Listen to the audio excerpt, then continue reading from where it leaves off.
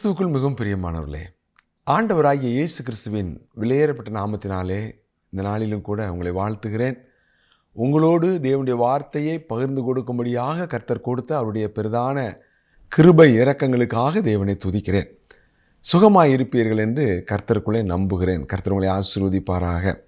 இந்த நாளில் கூட நாம் தியானிக்கும்படியாக தெரிந்து கொண்ட வேத பகுதி ஓசியா 11ஆம் அதிகாரம் 3ஆம் வசனம். ஓசியா 11ஆம் அதிகாரம் 3ஆம் வசனம். நான் எப்பிராயீமை கைப்பிடித்து நடக்க பழக்கினேன், ஆனாலும் நான் தங்களை குணமாக்குகிறவர் என்று அறியாமல் போனார்கள். அநேக இடங்களில் தேவனுடைய சுவிசேஷ ஊழியத்தை செய்யும்படியாக பல குடும்பங்களை சந்திக்க போகும்போது அந்த குடும்பத்தில் உள்ள வாலிப பிள்ளைகள் அல்லது நல்ல ஒரு பொசிஷனில் இருக்கிறவங்கள பார்த்து அங்கே இந்த குடும்பத்தார் சொல்கிற ஒரு காரியம் என்ன தெரியுமா? சின்ன வயசில் நல்ல சண்டே கிளாஸ் போவான், விபிஎஸ்லலாம் நல்ல ப்ரைஸ் வாங்கிட்டு வருவான். ஆனால் ஒரு ஸ்டேஜ் வந்ததுக்கப்புறம் ஆண்டவரையே தேட மாட்டேங்கிறான். இன்றைக்கி பைபிள் படிக்கிறதுக்கு விருப்பம் இல்லை, சபைக்கு வரக்கிறது விருப்பம் இல்லை. நல்ல ஒரு வேலையை ஆண்டவர் கொடுத்துருக்கிறாரு, நல்ல கை நிறைய சம்பளம் வாங்குகிறான், ஆனால் கர்த்தரை தேடுற ஒரு இறுதியம் இல்லைன்னு சொல்லி அநேக பெற்றோர் தங்களுடைய பிள்ளைகளை குறித்து வேதனைப்படுறாங்க. ஏன் இப்படிப்பட்ட ஒரு சூழ்நிலைகள்? இப்படிப்பட்ட ஒரு கேள்விக்கான பதிலை தான் இந்த ஓசியா 11ஆம் அதிகாரம் 3ஆம் வசனம் சொல்லுது. என்ன சொல்லுது? எப்பிராயீமை கைப்பிடித்து நடக்க பழக்கினேன். நம்முடைய சொந்த பலத்தில், நம்முடைய சொந்த திறமையில் நம்ம எதையுமே நம்ம செய்ய முடியாது. தேவன் இல்லாவிட்டால் நாம் எதையுமே நாம் இந்த பூமியில் செய்ய முடியாது. எல்லாமே தேவன் கொடுத்தது. தேவன் தான் அவருடைய ஆசீர்வாதத்தையும் அவர் நமக்கு கொடுக்கிறார். நம்மை கரம் பிடித்து நடத்துகிற ஒரு தேவன்.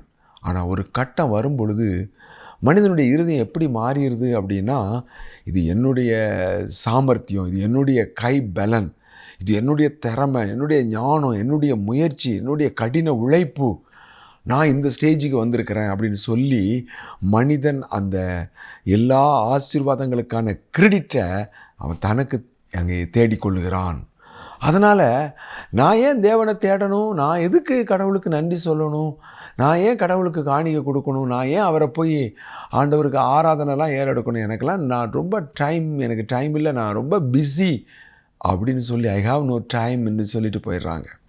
எனக்கு அருமையானவர்களே, இப்படியாக இஸ்ரவேல் ஜனங்கள் தேவனை மறந்து அவர்கள் பாகால்களை, அந்நிய தெய்வங்களை நாடி போன போது தேவன் ஓசியா 11:3 ஓசியா மூலமாக இஸ்ரவேல் ஜனங்களுக்கு சொல்கிற காரியம், உங்களை நடக்க வச்சதே நான் தான். சின்ன வயசில் பிள்ளைகள் பிறந்த உடனே அவங்க எழும்பி நிற்க ஆரம்பித்த உடனே பெற்றோர் செய்கிற ஒரு நல்ல காரியம் என்ன தெரியுமா? அவங்கள கையை பிடிச்சிட்டு, பயப்படாத, நான் உன் கையை பிடிச்சிருக்கிறேன், நீ நடன்னு சொல்லி ஒவ்வொரு ஸ்டெப்பாக அந்த பிள்ளைய அழகாக நடக்கிறதுக்கு பழக்குவிப்பாங்க, ட்ரைனிங் பண்ணுவாங்க. அந்த பிள்ளையும் அப்பா நம்ம கையை பிடிச்சிருக்கிறாங்க, அம்மா நம்ம கூட நிற்கிறாங்கன்னு சொல்லி கொஞ்சம் கூட பயப்படாமல் தைரியமாக சிரிச்சுக்கிட்டே அது என்ன செய்யும்? வேகமாக நடக்கும். ஆண்டவர் இந்த ஒரு சின்ன பெற்றோர் குழந்தையினுடைய ஒரு நடைமுறை யதார்த்த வாழ்க்கையை ஓசியாவில் இஸ்ரவேல் ஜனங்களுக்கு சுட்டி காட்டுறாரு. உங்கள் பெற்றோர் எப்படி உங்களை கைப்பிடிச்சு நடத்துகிறாங்களோ அது அந்த சின்ன குழந்தைக்கு தெரியுமா, புரியுமா, ஞாபகம் இருக்குமா? வளர்ந்ததுக்கு அப்புறம் அது திரும்ப அதை ரீகெயின் பண்ணி பார்க்குமான்னா அதுக்கு எதுவுமே தெரியாது. அப்படிப்பட்ட ஒரு நிலைமையில் வாழ்ந்து கொண்டிருந்த அறியாமை, தேவன் யார், என்ன செய்தார் என்பதை அறியாத அந்த இஸ்ரவேல் ஜனங்களுக்கு கர்த்தர் சொல்கிற வார்த்தை தான், நான் கைப்பிடித்து நடக்க பழக்கினேன், தங்களை குணமாக்குகிற கர்த்தர் என்று அவர்கள் அறியாமல் போனார்கள்.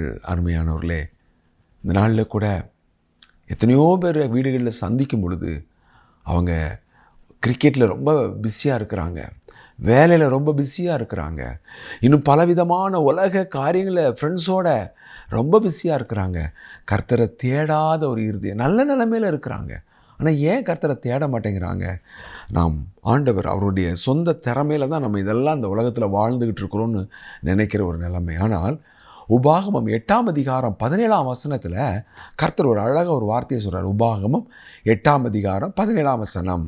என் சாமர்த்தியமும் என் கை பலனும் இந்த ஐஸ்வர்யத்தை எனக்கு சம்பாதித்தது என்று நீ உன் இருதயத்தில் சொல்லிக் கொள்ளாமலும் இருக்க எச்சரிக்கையாய் இருந்து உன் தேவனாகிய கர்த்தரை நினைப்பாயாக. கிறிஸ்துவுக்குள் பிரியமானவர்களே, ஆண்டவர் இஸ்ரவேல் ஜனங்கள்கிட்ட சொன்ன ரொம்ப முக்கியமான காரியம், நீ ஒரு நல்ல நிலைமையை அடையும் பொழுது, நீ ஆசீர்வாதமான ஒரு பொசிஷனுக்கு நீ வரும் பொழுது, நீ ஒரு காரியத்தை மறந்துடாத. என் சாமர்த்தியம், என் கைபலன் இந்த ஐஸ்வர்யத்தை சம்பாதித்தது என்று நீ உன் இருதயத்தில் சொல்லிக் கொள்ளாதே. உன் தேவனாகிய கர்த்தரை அது நினைக்க விடாமல் பண்ணிரும். உனக்கு வேத வாசிக்க விருப்பம் இல்லாமல் போயிடும், ஜெபிக்க விருப்பம் இல்லாமல் போயிடும். நீ ஆண்டவரை தேடணும், ஆண்டவருக்கு நன்றி சொல்லணும், ஆண்டவருக்கு ஆராதனையை ஏறெடுக்கணும். அவருடைய ஆராதனையில் நீ ஆண்டவருக்கு துதி ஸ்தோத்திரங்களை ஏறெடுக்கணும் அப்படிங்கிற சிந்தையே இல்லாமல் போயிடும். ஏன்? உனக்குள்ள பெருமை வந்துட்டு, உனக்குள்ள சுய நம்பிக்கை, உன் சுய புத்தியின் மேல் சாயாதே என்று நீதிமொழிகளில் சொல்கிறத பார்க்குறோம். இங்கே நம்ம வாசிக்கிறோம், நீ கர்த்தரை நினைப்பாயாக. உன் தேவனாகிய கர்த்தரையே நீ நினைக்க வேண்டும். இந்த நல்ல வேளையிலும் கூட எனக்கு அருமையானவர்களே, தேவன்தான் நம்மை கரம் பிடித்து நடத்துகிறார் என்று நாம் அறிந்திருக்கிறோமா, உணர்ந்திருக்கிறோமா, அவரையே சார்ந்திருக்கிறோமா? அழகா யாக்கோபு சொல்கிறார், ஆண்டவரே கோலும் கையுமாக இந்த யோர்தானை கடந்து வந்த, ஒன்றுமே கிடையாது, வெறும் கம்பு மட்டும்தான் என் கையில் இருந்துச்சு. ஆண்டவரே இன்னைக்கு 2 பரிவாரங்கள், இவ்விரண்டு பரிவாரங்களை உடையவனாக வந்தேன். தேவரீர் அடியேனுக்கு காண்பித்த எல்லா தயவுக்கும் சத்தியத்துக்கும் அடியேன் எவ்வளவேனும் தகுதி உள்ளவன் அல்ல. பார்த்தீங்களா? ஆண்டவர் எல்லாம் உம்மால் உண்டானது. தாவீது சொல்கிறார், எல்லாம் உம்மால் உண்டானது, உம்முடைய கரத்திலிருந்து நாங்கள் பெற்றுக்கொண்டோம். ஆண்டவரே என்னுடைய பலன், என்னுடைய சாமர்த்தியம் இல்லை, எல்லாம் தேவனுடைய கரம், தேவனுடைய ஆசீர்வாதம். அப்போ தான் நம்ம தேவனுக்கு நன்றி செலுத்துவோம். பாருங்கள், ஆண்டவரிடத்தில் 10 குஷ்டரோகிகள் ஆண்டவரத்தில் வர்றாங்க. 10 குஷ்டரோகிகளுக்கும் ஆண்டவர் சுகமாக்குறார். அவங்க கேட்குறாங்க, உரத்த சத்தமிட்டு, ஐயரே எங்களுக்கு குஷ்டரோகத்திலேருந்து எங்களை சுகமாக்குன்னு சொல்லி ஆண்டவரத்தில் கெஞ்சி கேட்குறாங்க. ஆண்டவர் அவங்கள குணமாக்குகிறார். அவங்க போகையில் சுஸ்தமாகிட்டாங்க. ஆனால் 9 பேரை காணும், ஒரே ஒருத்தன் மட்டும் திரும்பி வந்து உரத்த சத்தத்தோடே தேவனை மகிமைப்படுத்தினான். அவன் சமாரியனாக இருந்தான். யோசித்து பாருங்கள், அந்த 10 பேரில் ஒருத்தர் மட்டும் வந்தவனை கர்த்தர் அதில் பாயிண்ட் பண்ணி கேட்குறாரு, சுகமானவர்கள் 10 பேர் அல்லவா? எத்தனை பேர் வந்தாங்க, எத்தனை பேர் சுகமடைஞ்சாங்கங்கிற கணக்கெல்லாம் அவர் வச்சிருக்கிறார். 10 பேர் அல்லவா? மற்ற 9 பேர் எங்கே? எங்கப்பா? தேவனை மகிமைப்படுத்த அவங்கெல்லாம் வரலையா? ஆண்டவருக்கு நன்றி சொல்கிறதுக்கு அவங்களுக்கு மனம் இல்லையா, நேரம் இல்லையா? அற்புதத்தை பெற்றுக்கொண்டவனே அற்புதத்தை பெற்ற தேவனை விட்டுட்டாங்களா? எப்பிராயீமை கைப்பிடித்து நடக்க பழக்கினேன், நான் அவர்களை குணமாக்குகிற கர்த்தர் என்று அறியாமல் போனார்கள். இன்றைக்கும் அநேகருடைய வாழ்க்கையில் ஏன் பின்மாற்றம்? ஏன் இன்றைக்கு ஆண்டவரை உற்சாகமாய் ஒரு காலத்தில் தேடினவர்கள் இன்றைக்கு தேவனை விட்டு தூரமாக போயிட்டுருக்குறாங்க? அவர் தான் நம்முடைய வாழ்க்கையில் எல்லாவற்றையும் ஆளுகை செய்து நடத்துகிறவர் என்று சொல்லி விசுவாசிக்க முடியாமல் போயிடுது. பாருங்கள், குணமாக்குகிற கர்த்தர். அப்போ இந்த இடத்துல கைப்பிடித்து நடக்க பழக்குகிற தேவன்னு சொல்லிட்டு ஆண்டவர் சொல்கிறாரு குணமாக்குகிற கர்த்தர். அப்படின்னா என்ன அர்த்தம்? உன்னுடைய கீழ்ப்படியாமையினாலே உன்னுடைய வாழ்க்கையில் வந்த நஷ்டங்களை, உன்னுடைய கீழ்ப்படியாமையில் உன்னுடைய வாழ்க்கையில் வந்த காயங்களை நான் கட்டி குணமாக்குகிற கர்த்தர் என்று அவர் அங்கே சொல்லுகிறார். எரேமியா 33ஆம் அதிகாரம் 6ஆம் வசனத்தில் கர்த்தர் ரொம்ப அழகாக சொல்கிறார். எரேமியா 33:6, இதோ நான் அவர்களுக்கு சௌக்கியமும் ஆரோக்கியம் வரப்பண்ணி அவர்களை குணமாக்கி அவர்களுக்கு பரிபூரண சமாதானத்தையும் சத்தியத்தையும் வெளிப்படுத்துவேன். குணமாக்குகிற கர்த்தர் இந்த எரேமியா 33:6 சொல்கிறாரு, சௌக்கியம் ஆரோக்கியம் வர பண்ணி அவர்களை குணமாக்குவேன். இங்கே வியாதிகள் இருந்தும் சரீர பிரகாரமாக நம்ம பெற வேண்டிய விடுதலை, சுகத்தை ஆண்டவர் இங்கே குறிப்பிட்டு சொல்லுகிறதை பார்க்கிறோம். நான் அவர்களுக்கு சௌக்கியம் ஆரோக்கியம் வர பண்ணி அவர்களை குணமாக்குவேன். பாருங்கள், குணமாக்குகிற கர்த்தர். நம்ம நல்லா இருக்கணும்னு நினைக்கிற ஒரே ஒரு தேவன் இந்த ஆண்டவராக இயேசு கிறிஸ்து. ஆண்டவர் யோவான் 10 சொன்னார், திருடன் திருடவும் கொல்லவும் அழிக்கவும் அன்றி வேறொன்றுக்கும் வரான், நானோ அவைகளுக்கு ஜீவன் உண்டாயிருக்கவும் அது பரிபூரணப்படவும் வந்தேன் என்றார். ஜீவனை கொடுக்க வந்தார். நம்முடைய வாழ்க்கையில் அவருடைய சந்தோஷம், சமாதானம், சுகம், ஆரோக்கியத்தை கொடுக்க வருகிற தேவன். பாருங்க, சௌக்கியத்தையும் ஆரோக்கியத்தையும் வரப்பண்ணுகிறார். அடுத்து ஆண்டவர் அங்கே 2 காரியத்தை அங்கே சொல்கிறாரு. அவர்களுக்கு பரிபூரண சமாதானத்தையும் சத்தியத்தையும் வெளிப்படுத்துவேன். குணமாக்குகிற கர்த்தர் பரிபூரண சமாதானத்தோடு இந்த பூமியில் வாழணும். கவலையோட, பலவிதமான குழப்பங்களோட, மன கஷ்டத்தோட, மன அழுத்தங்களோட வாழ்கிறத ஆண்டவர் ஒருபோதும் விரும்புகிறதே இல்லை. அவர் என்ன விரும்புகிறார் தெரியுமா? நம்ம சமாதானமாக, அதுவும் பரிபூர்ண சமாதானம். பார்த்தீங்களா? என்னுடைய சமாதானத்தை உங்களுக்கு கொடுக்கிறேன், சமாதானத்தை வைத்து போகிறேன், என்னுடைய சமாதானத்தை உங்களுக்கு கொடுக்கிறேன். உங்கள் இருதயம் கலங்காமலும் பயப்படாமலும் இருப்பதாக. கலங்காமலும் பயப்படாமலும் இருப்பதாக. கலங்கவும் வேண்டாம், பயப்படவும் வேண்டாம். ஏனென்றால் நான் சமாதான பிரபு, உங்களுக்கு சமாதானத்தை கொடுக்கிற கர்த்தர் என்று ஆண்டவர் அங்கே நம்மை உற்சாகப்படுத்துகிறதை நாம் பார்க்கிறோம். பரிபூர்ண சமாதானத்தையும் கொடுக்குறாரா, சத்தியத்தையும் கொடுக்குறாரு. அதனால யாக்கோபு சொல்கிறாரு, ஆண்டவரே நீர் யாருன்னே எனக்கு தெரியாது, ஆனால் என்னுடைய வாழ்க்கையில் தயவை காட்டினீர், சத்தியத்தையும் எனக்கு வெளிப்படுத்தினீர். நான் எவ்வளவேனும் தகுதியுள்ளவன் அல்ல. குணமாக்குகிற கர்த்தர், நம்முடைய வாழ்க்கையில் விடுதலையை கொடுக்கிற கர்த்தர். பாருங்கள், இந்த எரேமியா 3ஆம் அதிகாரம் 22ஆம் வசனத்தில் தேவனுடைய குணமாக்குதலை நம்முடைய வாழ்க்கையில் பெற்றுக்கொள்வதற்கு நாம் என்ன செய்யணும் அப்படிங்கிறத ஆண்டவர் எரேமியா 3ஆம் அதிகாரம் 22ஆம் வசனத்தில் அவருடைய தீர்க்கதரிசியாகிய எரேமியாவின் மூலமாக இஸ்ரவேல் ஜனங்களுக்கு சொல்கிறார். வாசிக்கலாம். எரேமியா 3:22. சீர்கெட்ட பிள்ளைகளை திரும்புங்கள், உங்கள் சீர்கேடுகளை குணமாக்குவேன் என்றார். இதோ உம்மிடத்தில் வருகிறோம், நீரே எங்கள் தேவனாகிய கர்த்தர். சீர்கெட்ட பிள்ளைகளே திரும்புங்கள், உங்கள் சீர்கேடுகளை குணமாக்குவேன் என்று கர்த்தர் சொல்கிறார். பாருங்கள், சீர்கெட்ட பிள்ளைகள்லாம் தேவன் அவருடைய பாதையில், அவருடைய அடிச்சுவடுகளில் அவரை பின்பற்றணும்னு சொல்லி சில ஒழுங்குகளை, பிரமாணங்களை, கற்பனைகளை ஆண்டவர் வைத்திருந்தார். ஆனால் அதை அவங்க விட்டுட்டு தங்களுடைய மனசும் மாம்சமும் விரும்பினபடி ஓடினாங்க. அதைத்தான் கர்த்தர் சொல்கிறாரு, சீர்கெட்டு போன இஸ்ரவேலே நீ மனம் திரும்பு, என்னிடத்துல திரும்பு. அப்போ தேவன் நம்மை குணமாக்க வேண்டுமென்றால் நாம் நம்முடைய நிலைமையை ஒத்துக்கொள்ள வேண்டும். நாம் சீர்கெட்டு போனோம், ஆண்டவரே நாங்கள் விரும்பினதை செய்யாமல் விரும்பாததை செய்தோம், நீர் என்ன எதிர்பார்த்தீரோ அதை உம்மை பிரியப்படுத்தாமல் எங்களை பிரியப்படுத்துகிற ஒரு வாழ்க்கையை நாங்கள் வாழ்ந்தோம். உமக்கு முன்பாக நாங்கள் கெட்டவர்களாக நடந்தோம். உமக்கு முன்பாக எங்களுடைய நீதிகள் எல்லாம் அழுக்கான கந்தையாக இருக்கிறது. அதுதான் நாம் ஒத்துக்கொள்ளுதல். தேவன் நம்முடைய வாழ்க்கையில் குணமாக்குதலை கொண்டு வரணும்னு சொன்னால் நாம் தேவனை விட்டு வழி விலகி போன ஒவ்வொரு வேலைகளையும் நாம் ஒத்துக்கொள்ள வேண்டும். நம்முடைய கண்களின் பார்வைகள், நம்முடைய சிந்தைகள், நம்முடைய பேச்சுக்கள், நம்முடைய இருதயத்தின் ஒவ்வொரு எண்ணங்கள், யோசனைகள் இதெல்லாமே கர்த்தருக்கு விரோதமானது, பிரியமில்லாதது, ஒவ்வொன்றும் நமக்கு தெரியும். ஆண்டவருக்கு அதை நாம் ஒத்துக்கொள்ள வேண்டும் என்று விரும்புகிறார். ஆமாண்டவரே, நான் சீர்கெட்டு போனவன் தான் கர்த்தாவே, நான் உம்மிடத்திலே வருகிறேன், மனம் திரும்புங்கள். கர்த்தர் இங்கே சொல்கிறார், சீர்கெட்ட பிள்ளைகளே மனம் திரும்புங்கள். ஓசியா 6ஆம் அதிகாரம் 1ஆம் வசனத்தில் இந்த வார்த்தையை ரொம்ப அழகாக ஆண்டவர் சொல்கிறார். ஓசியா 6ஆம் அதிகாரம் 1ஆம் வசனம்.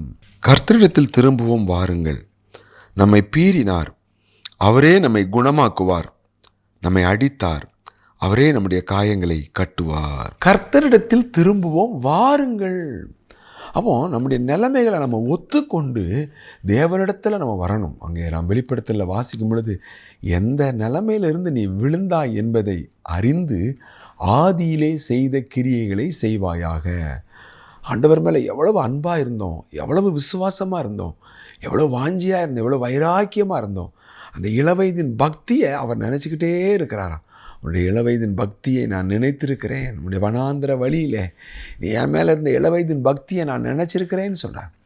எந்த இடத்துல விழுந்தோம், எந்த இடத்துல நம்ம தேவனை விட்டு தூரம் போனோம், அது நமக்கு நல்லா தெரியும். எங்கே நம்ம தடுமாறணும் பாருங்கள். இங்கே ஆண்டவர் அழகாக சொல்கிறாரு, கர்த்தரிடத்தில் திரும்புவோம் வாருங்கள், அவரே நம்மை அடித்தார். அப்போது நம்ம சீர்கட்டு போகும் பொழுது அவர் பக்கமாக தேவன் நம்மை திருப்பும்படி சில சிக்ஷைகளை தேவன் நம்முடைய வாழ்க்கையில் கொடுக்குறார். சில சிக்ஷைகளை தேவன் நம்முடைய வாழ்க்கையில் கொடுக்கும்போது இங்கே நம்ம வாசிக்கிறோம், தேவன் தான் அந்த அடியை கொடுத்தாருங்க. பாருங்கள், அவங்க நம்ம அழகாக இந்த ஓசியா 6:1 கர்த்தரிடத்தில் திரும்பவும் வாருங்கள், நம்மை பீறினார்னா ஒரு குட்டியை பறிகொடுத்த கரடி எப்படி ஒரு எதிர்பட்ட ஒரு மனுஷனை பீறி போடுமோ, அதை போல ஆண்டவரை விட்டு நம்ம விலகும் பொழுது தேவன் நம்மை, அவருடைய கோபம் நம்மேல வருகிறது. இதை நம்ம நல்லா புரிஞ்சுக்கிடணும். அவர் அன்புள்ளவர், இரக்கமுள்ளவர், கிருபை உள்ளவர்னு சொல்லிட்டு நாம் நம்முடைய இறுதிய கடினத்தில் போயிடக்கூடாது, பாவத்தின் வஞ்சனையில் நம்ம போயிடக்கூடாது. அப்படி போனோன்னு சொன்னால் கர்த்தருடைய கோபம் நம்மேலே அங்கே பற்றி எரியும். அது நம்மை அவருடைய சிக்ஷையை கொண்டு வரும். அந்த சிக்ஷை அல்லது அந்த பீறி போடுகிற காரியம், ஏன் அந்த நஷ்டங்களை தேவன் நம்முடைய வாழ்க்கையில் அனுமதிக்கிறார், ஏன் அந்த அடிகளை தேவன் நம்முடைய வாழ்க்கையில் விழப்பண்றாரு, அப்படி ஒரே ஒரு நோக்கம், அவரிடத்துல திரும்பணும். ஐயோ ஆண்டவரே, நீங்கள் இல்லாமல் நான் இல்லை ஆண்டவரே, என்னுடைய பலத்தில் நான் ஒன்றும் சாதிக்க முடியாது, நான் ஜெயிக்க முடியாது. அங்கே எல்லாமே நமக்கு தோல்வியாக, அவமானமாக, நஷ்டமாக நமக்கு போகும் பொழுது ஆண்டவரிடத்துல நாம் திரும்பணும். ஆண்டவர் அவரே நம்மை பீறினார். அங்கே சொல்லிட்டு சொல்கிறார் பாருங்க, அவரே நம்மை குணமாக்குவார். ஒன்னே ஒன்றுதான், நம் கர்த்தரிடத்தில் திரும்புவோம் வாருங்கள் சொல்லிட்டு அவர் சொல்கிறார் பாருங்க, நம்மை அடித்தார், அவரே நம்முடைய காயங்களை கட்டுவார். அடிங்க ஆண்டவரே, என்ன அடிங்க. ஒரு பக்தன் பாடுறான், என்ன நொறுக்கும், உருக்கும், உடையும், வனையும் உமக்கு உகந்த பாத்திரமாக மாத்திரம் என்னை மாற்றிடுங்க ஆண்டவரே. என்னை அடித்தாலும் சரி, ஒட்டச்சாலும் சரி, நொறுக்குனாலும் சரி, உங்கள் கையில் தானே இருக்கிறேன். உம்முடைய கரம் அன்பின் கரம், உம்முடைய கரம் என்னை அழிக்கிற கரம் அல்ல. கோபத்தில் அடித்தாலும், என்னை கீழ்ப்படியாமைக்காக எனக்கு என்ன தண்டனை கொடுத்தாலும் அதனுடைய நோக்கம் என்னை அழிப்பதற்கு அல்ல, என்னை ஆண்டவரை காப்பாற்றுவதற்காகவே செய்வீர். பவுல் சொல்கிறாரு, இடித்து போட அல்ல, ஊன்ற கட்டுவதற்காகவே தேவன் எங்களுக்கு அதிகாரம் கொடுத்திருக்கிறார். கர்த்தர் நம்முடைய வாழ்க்கையில் சிக்ஷைகளை கொடுக்கறதுன்ற நோக்கம் நம்மளை அழிப்பதற்கு அல்ல, அவரிடத்திலே நம்மை திருப்புவதற்கு, அதன் மூலமாக நம்முடைய வாழ்க்கையை குணமாக்குவதற்கு. அவரே நம்மை அடித்தார், அவரே நம்முடைய காயங்களை கட்டுகிற தேவன், அவரே கட்டிடுவார். கீழையாத்தில் பிசின் தைலம் இல்லையா, அங்கே ரண வைத்தியன் இல்லையா, அப்புறம் ஏன் என்னுடைய குமாரத்தை சொஸ்தமடையாமல் போனாள் என்று ஆண்டவர் கேட்கிறார். அப்போ தேவன் நம்மை குணமாக்குகிற கர்த்தர். அப்போ அடித்து நம்மளை திருத்துற தேவன். அடித்தும் நம்ம திருந்தலைன்னு சொன்னால் அதுக்கப்புறம் வர்ற சிக்ஷை பயங்கரமாக இருக்கும். சிக்ஷை வரும்பொழுது நம்ம எதிர்க்கக்கூடாது. எந்த சிக்ஷையும் தற்காலத்தில் நமக்கு சந்தோஷமாக காணப்படாமல் துக்கமாக தான் இருக்கும். ஆனால் அதில் ஒப்பு கொடுக்கணும். ஆண்டவரே, உம்முடைய அன்பிலே நான் நிலைத்திருக்க எனக்கு உதவி செய்யும். ஆண்டவரே, நான் உமக்கு உண்மையாக நான் கீழ்ப்படி எனக்கு உதவி செய்யும். மாய்மாலம் இல்லாத ஒரு வாழ்க்கையை நான் வாழ எனக்கு உதவி செய்யுன்னு சொல்லி ஒவ்வொரு அடியும் என்ன வந்தாலும் சரி, ஆண்டவரே உம்மோடு என்னை இணைத்துக்கொள்ளும், உம்மோடு என்னை சேர்த்துக்கொள்ளும், உம்முடைய பாதையில் நீரே என்னுடைய கரத்தை பிடித்து நடத்தும் என்று நம்ம சொல்வோமானா நாம் ஆண்டவரிடத்தில் உண்மையாய் நாம் திரும்புகிறோம். அப்போ ஒத்துக்கொள்ளணும். ரெண்டாவது, நம்ம திரும்பணும், ஆண்டவரிடத்தில் வரணும். எந்தெந்த காரியங்களெல்லாம் விட்டுவிட வேண்டுமோ அதை நாம் விட்டுவிட வேண்டும். எந்த காரியங்களெல்லாம் நம்ம சரி செய்ய வேண்டுமோ நம்ம அதை சரி செய்ய வேண்டும். தேவனிடத்தில் திரும்பும் பொழுது அவர் நம்மை குணமாக்குகிற கர்த்தர். பாருங்கள், அப்போ அவர் நம்முடைய காயங்களை கட்டுவார். அடிச்சு உடைச்சிருந்தாலும் கூட, கையை காலை அவர் உடைச்சிருந்தா கூட அந்த காயங்களெல்லாம் அவரே கட்டி சுகமாக்கிடுவார். அது நமக்கு ஒரு நஷ்டத்தை வராதபடி நம்மை பாதுகாக்கிற தேவன். ஓசியா 14 4 கர்த்தர் ரொம்ப அழகாக சொல்கிறார். ஓசியா 14 4 நான் அவர்கள் சீர்கேட்டை குணமாக்குவேன், அவர்களை மனப்பூர்வமாய் சிநேகிப்பேன், என் கோபம் அவர்களை விட்டு நீங்கிற்று.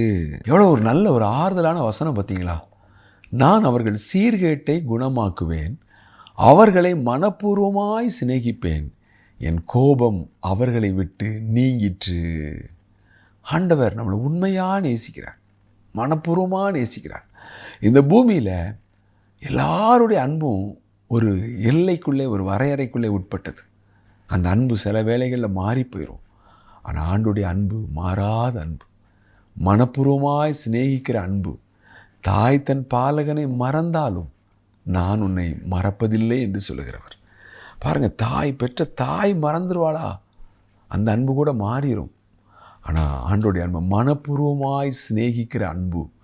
எனக்கு அருமையானவர்களே, ஆண்டவர் நம்மை திரும்பும் பொழுது, நம்ம சீர்கட்டை ஒத்துக்கொண்டு ஆண்டவரிடத்தில் நம்ம திரும்பும் பொழுது ஆண்டவர் பாருங்க குணமாக்குகிறார். அவர்கள் சீர்கேட்டை நான் குணமாக்குவேன் சொல்லிட்டு சொல்றாரு, அவர்களை மனப்பூர்வமாய் சிநேகிப்பேன்.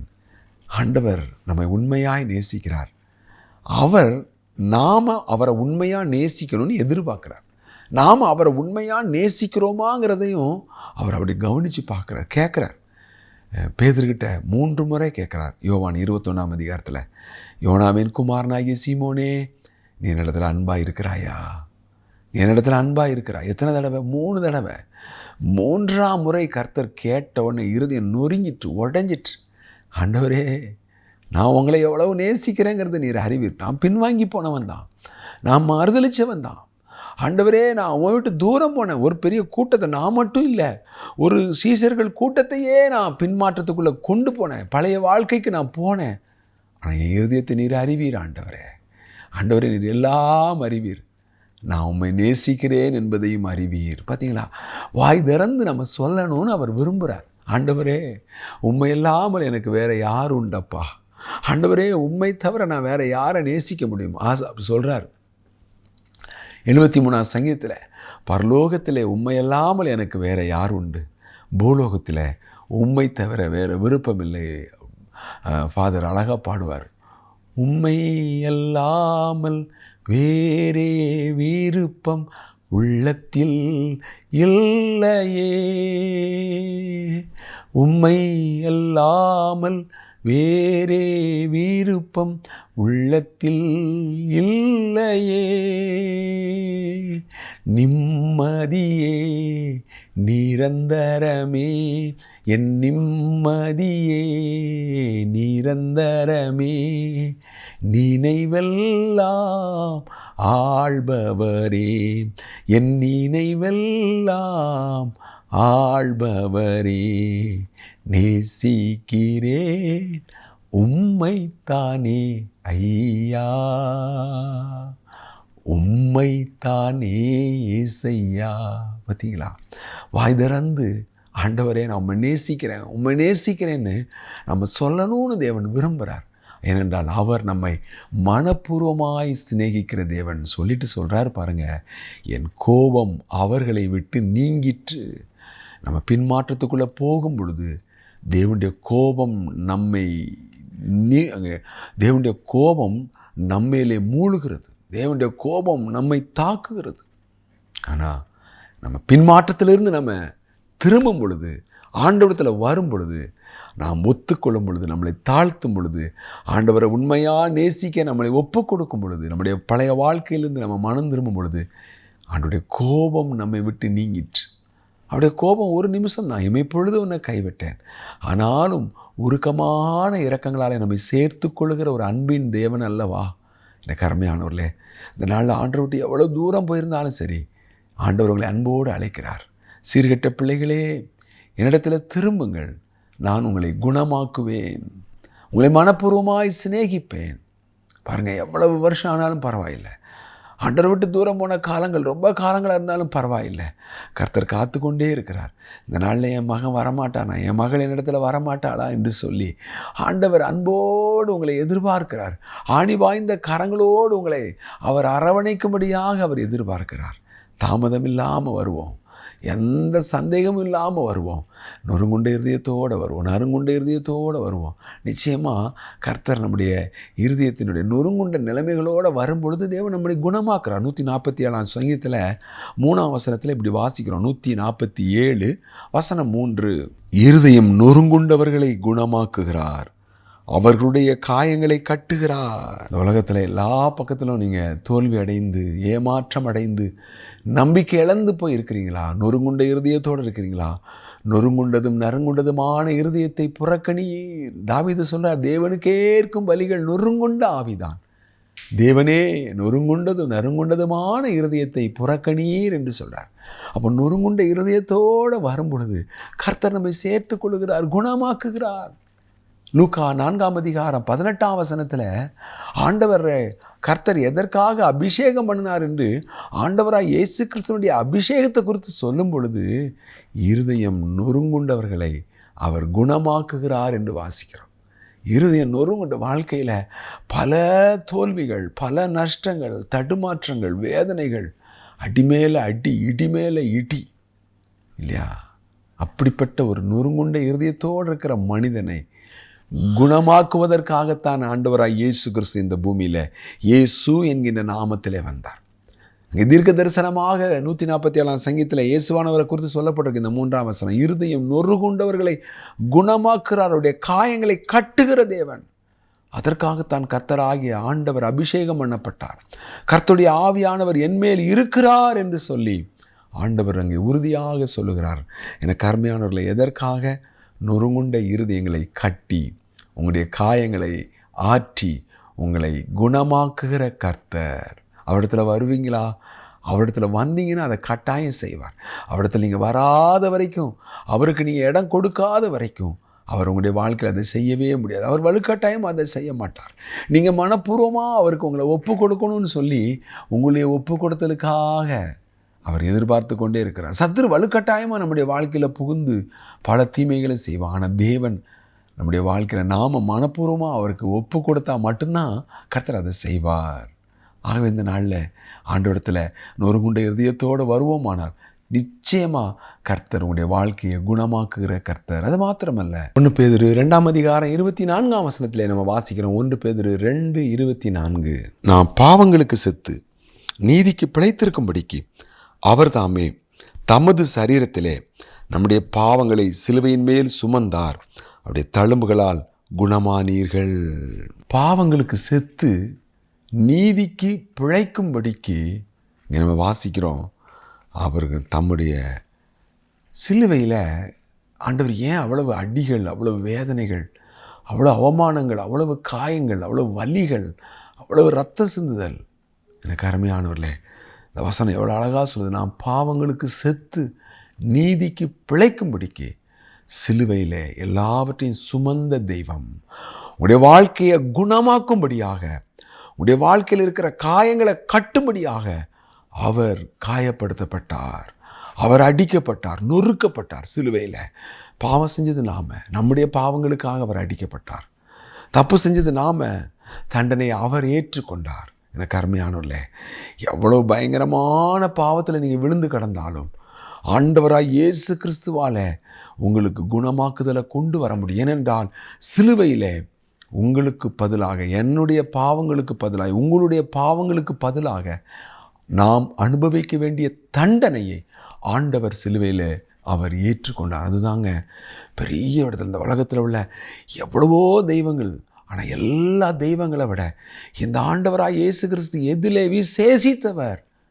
என்னுடைய பாவத்துக்காக அவர் அடிக்கப்பட்டார், என்னுடைய பாவத்துக்காக அவர் காயப்பட்டார், என்னுடைய அக்கிரமங்களுக்காக அவர் நொறுக்கப்பட்டார். நான் அடைய வேண்டிய ஆக்கினையின் தண்டனையை எனக்கு பதிலாக ஏற்றுக்கொண்டார். யாருமே செய்ய முடியாது, யாருமே செய்ய முடியாது. ஒரு முறை ஆஸ்பத்திரியில் ஜெபிக்கும்படியாக ஒரு சுகவீனமாக ஒரு பேஷண்ட்டுக்காக நான் அழைக்கப்பட்டிருந்தேன். நான் போனேன், அவங்களுக்காக ஜெபிக்கும்படியாக கேட்டுக்கொண்டாங்க. அந்த ஐயா ரொம்ப முடியாமல் கஷ்டத்தில் இருந்தார், அவங்களுக்கு உடனடியாக பிளட்டு கொடுக்கணும்னு சொல்லியிருந்தாங்க.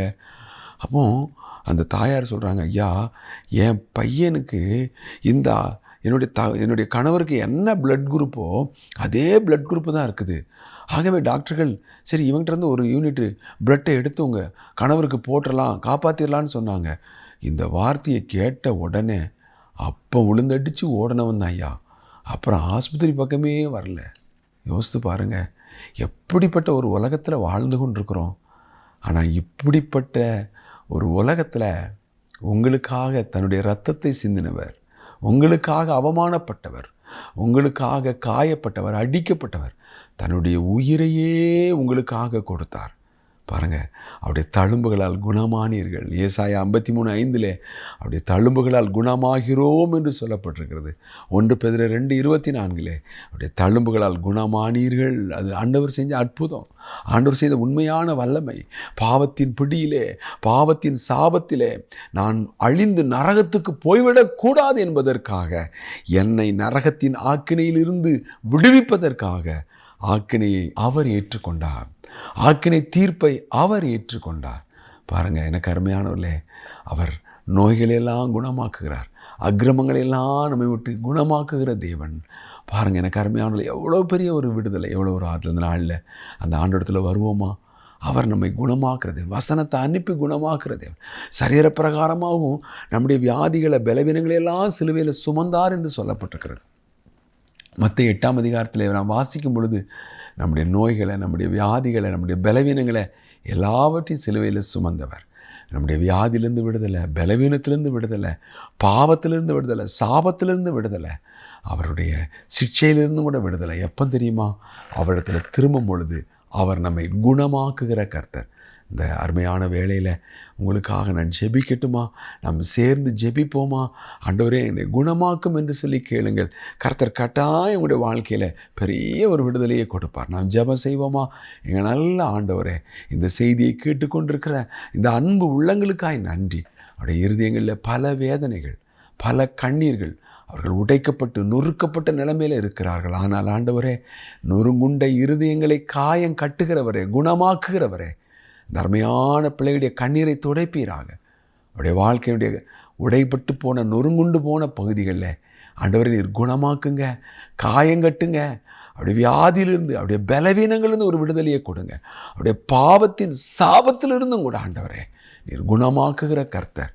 நீர் மனப்பூர்வமாய் அவர்களை சிநேகித்து ஆண்டவரே அவருடைய வாழ்க்கையிலே உம்முடைய சமாதானத்தை, உம்முடைய சத்தியத்தை வெளிப்படுத்தி அவர்களை ஆசீர்வதிக்க வேண்டும் என்று நான் ஜெபிக்கிறேன்.